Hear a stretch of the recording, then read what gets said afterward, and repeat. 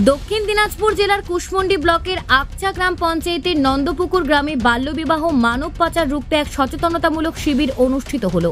গত ৪ মে একই গ্রামের এক নাবালিকা নিজের বাল্যবিবাহ নিজেই আটকে দেওয়ার সাহসিকতার পরিপ্রেক্ষিতে এই উদ্যোগ গ্রহণ করা হয়েছে।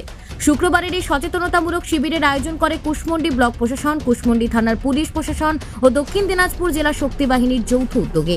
শিবিরে উপস্থিত ছিলেন জেলা শক্তি বাহিনীর কোঅর্ডিনেটর মিজানুর রহমান, দক্ষিণ দিনাজপুর জেলার শিশু সুরক্ষা আধিকারিক জয়িতা মুখার্জি, কুশমন্ডি থানার আইসি তরুণ সাহা, আকচা গ্রাম পঞ্চায়েতের প্রধান বাসন্তী সরকার, শক্তি বাহিনীর আধিকারিক স্বরূপ বসাক সহ অন্যান্য কর্মীবৃন্দ। এই শিবিরে এলাকার ছাত্রছাত্রী অভিভাবকদের নিয়ে বাল্যবিবাহ, মানব পাচার ও শিশু অধিকারের বিষয়ে আলোচনা ও সচেতনতা প্রচার চালানো হয়। বিভিন্ন বাস্তব উদাহরণ ও ভিডিওর মাধ্যমে সচেতনতা গড়ে তোলার চেষ্টা করা হয়।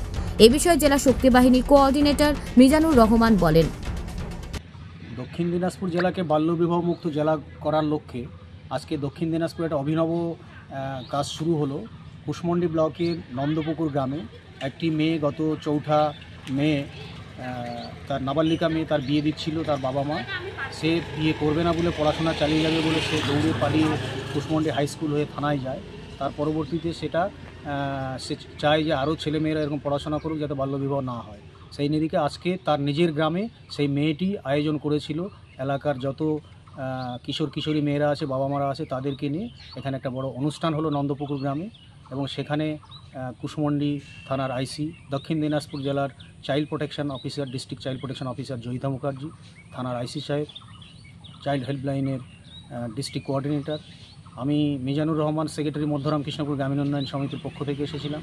আমাদের শক্তি বাহিনীর তরফ থেকেও আমাদের স্বরূপ বসাক, চন্দনা সরকার, রিক্সানা বেগম তারা এসেছিলেন।